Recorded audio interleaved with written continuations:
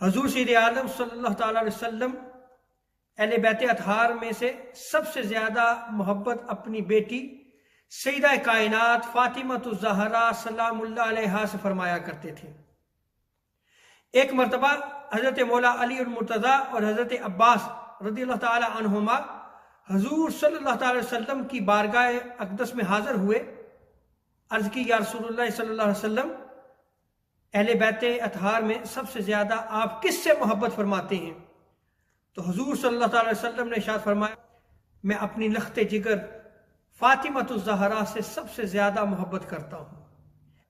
اور حضور صلی اللہ تعالی وسلم سیدہ کائنات سے اس قدر محبت فرمایا کرتے تھے کہ آپ سیدہ کائنات فاطمۃ الزہرا سلام اللہ علیہا کے بارے میں فرمایا کرتے، فداک ابی و امی، اے میری پیاری بیٹی، اے میری لخت جگر، میرے ماں باپ آپ پر قربان ہوں۔